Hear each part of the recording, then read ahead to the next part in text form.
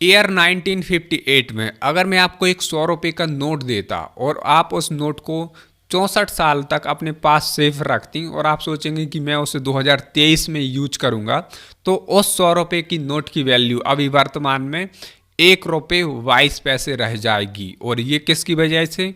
Inflation यानी महंगाई की वजह से। अगर अभी भी आप नहीं समझे तो आप इस एग्जाम्पल से समझिए।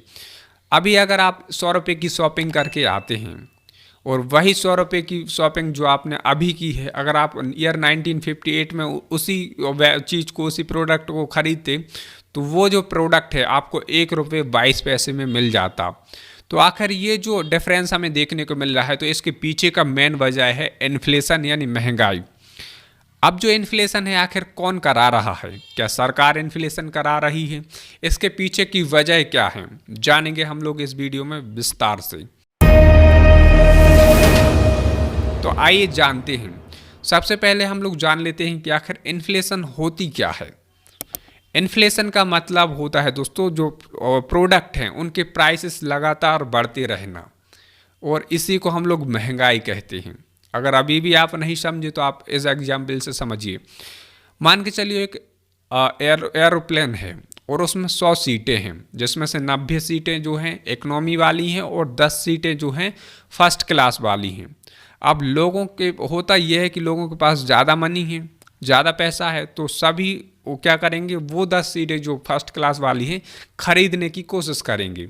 लेकिन एरोप्लेन में तो 10 ही हैं, जबकि उसको खरीदने वाले कितने हैं? 20 लोग हैं।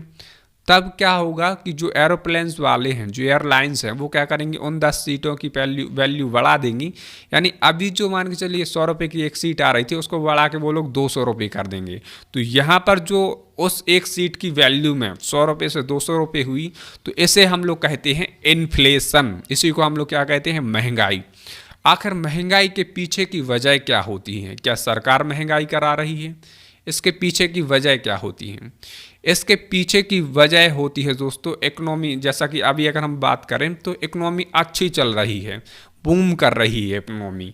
जो एम्प्लॉयमेंट बढ़ रहा है, रोजगार मिल रहा है, लोगों के हाथ में पैसा आ रहा है, तो इसकी वजह से वो लोग क्या करेंगे? खर्चा करेंगे, मार्केट से प्रोडक्ट खरीदेंगे।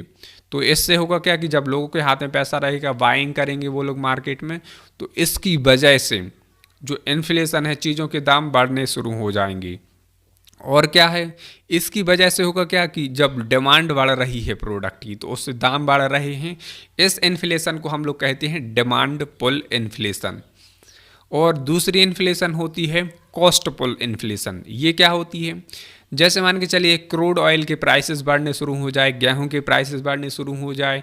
तो जैसे गेहूं से हम लोग ब्रेड बनाते हैं, तो इसके प्राइसेस बढ़ेंगे। क्यों बढ़ेंगे? क्योंकि कॉस्ट ही इंक्रीज हो रही। तो इस इन्फ्लेशन को हम लोग क्या कहते हैं? कॉस्ट पुल इन्फ्लेशन कहते हैं। अब इन्फ्लेशन के कुछ पॉजिटिव पॉइंट्स भी होते हैं, उनको हम लोग जान लेते हैं। इन्फ्लेशन अगर बढ़ रही है तो इससे क्या होगा?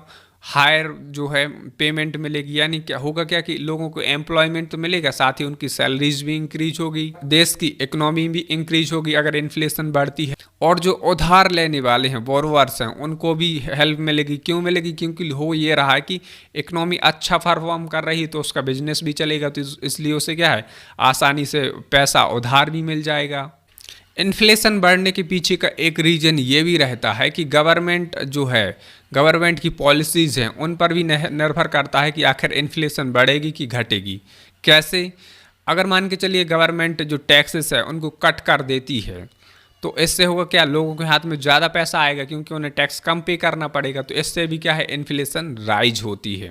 अब अगर इन्फ्लेशन राइज होती है तो इसके क्या बेनिफिट्स होते हैं, इनको आप जान लीजिए। इन्फ्लेशन अगर राइज होती है दोस्तों, तो इससे होता यह है कि फिलिप कर्व्स होता है। फिलिप्स कर्व्स हमें क्या बताता है कि अगर इन्फ्लेशन राइज होती है तो अनएम्प्लॉयमेंट रेट क्या है, डाउन होती है।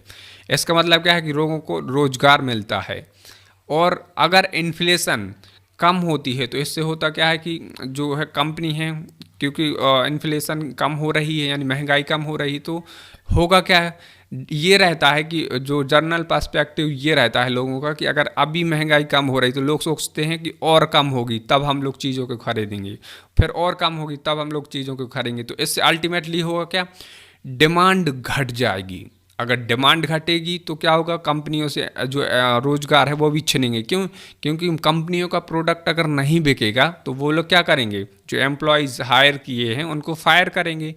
तो ये रहता है अनएम्प्लॉयमेंट और साथ ही जो हमारे इन्फ्लेशन होगा इनके बीच का कोरिलेशन, कि अगर इन्फ्लेशन इंक्रीज हो रही तो अनएम्प्लॉयमेंट रेट डाउन होती। अगर अनएम्प्लॉयमेंट रेट बढ़ेगी, और बेसिकली वो क्यों बढ़ेगी, क्योंकि इन्फ्लेशन डाउन होती है। इसका जो कोरिलेशन होता है ये हमें बताता है क्या, फ्लिप कर्व्स। लेकिन इसके बीच भी एक कंडीशन बनती है दोस्तों। यूएस में 1970s के डेकेड के बाद 1990 तक ये कंडीशन रही, क्या रही, कि इकोनॉमी तो अच्छा परफॉर्म कर रही थी लेकिन इन्फ्लेशन भी हाई थी और अनएम्प्लॉयमेंट रेट भी हाई थी। इस स्थिति को कहते हैं हम लोग स्टैगफ्लेशन दोस्तों, यानी अनएम्प्लॉयमेंट रेट हाई, इन्फ्लेशन भी हाई, लेकिन इकोनॉमी अच्छा परफॉर्म कर रही, तो इसे स्टैगफ्लेशन कहा जाता है। यानी इन्फ्लेशन ग्रोथ, और यानी अच्छा अगर परफॉर्म कर रही तो ग्रोथ और महंगाई, ये दोनों इस तरीके से चलते हैं कि अगर इकोनॉमी बढ़ रही तो इन्फ्लेशन भी बढ़ेगी। लेकिन इन्फ्लेशन अगर बढ़ रही है यानी महंगाई बढ़ रही है तो इससे आम जनता पर भी इसका बुरा प्रभाव पड़ता है, क्योंकि चीज़ों के दाम क्या है, इंक्रीज होंगे, तो इससे क्या है, लोगों को ज़्यादा मनी पे करना पड़ेगा। तो ये कुछ नेगेटिव इम्पैक्ट्स भी इसके देखने को मिलते हैं। अब अगर इन्फ्लेशन बढ़ रही है या घट रही है तो इसे कैसे फिर कंट्रोल करती है और कौन कंट्रोल करता है, तो इंडिया में है सेंट्रल बैंक आरबीआई, और यूएस की बात करें तो वहाँ का जो फेड रिजर्व बैंक है वो इसको क्या करता है, मैनेज करता है। और इंडिया में जो आरबीआई है वो कैसे करता है, इंडिया जो आरबीआई बैंक है ये मॉनेटरी पॉलिसी के थ्रू जो इंटरेस्ट रेट है इसको घटा बढ़ा कर क्या करता है, महंगाई यानी इन्फ्लेशन को कंट्रोल करता है। जैसे इंडिया में टारगेट क्या है, जो डेवलपिंग कंट्रीज हो गई, अगर हम इंडिया की बात करें तो यहाँ पर जो इन्फ्लेशन का टारगेट है 4+-2 यहाँ पर है, यानी 4 रहे यहाँ की आइडियल, यानी 4% तो रहनी चाहिए, और साथ ही जो मैक्सिमम जानी चाहिए कहाँ तक, 6% तक, और मिनिमम कितनी, 2%, इतने के बीच में इन्फ्लेशन इंडिया में रहनी चाहिए। वहीं जो विकसित कंट्री होगा, जैसे यूएस की बात करें या जो यूरोपियन कंट्रीज हो गई, यहाँ पर इन्फ्लेशन को रखा जाता है कितना, 2% का टारगेट रहता है, कि 2% से ना कम होने चाहिए ना ज़्यादा होने चाहिए। तो इस तरीके से इन्फ्लेशन को ये लोग जो इंटरेस्ट रेट पॉलिसी है उससे कंट्रोल करते हैं। कैसे करते हैं, जैसे आपने सुना होगा कि आरबीआई ने जो ब्याज दरें हैं इसको बढ़ा दिया है। इसका मतलब क्या हुआ, इसका मतलब ये होगा कि अब जो बोरोइंग होगी, लोन अगर आप लेंगे बैंक से तो ये क्या हो जाएगा, महंगा हो जाएगा। अगर महंगा होगा तो आप फिर लोन नहीं लेंगे, यानी अल्टीमेटली जनता के हाथ में कम पैसा जाएगा। तो इससे होगा क्या, अगर जनता के हाथ में कम पैसा तो महंगाई कंट्रोल हो जाएगी, धीरे धीरे डाउन हो जाएंगे।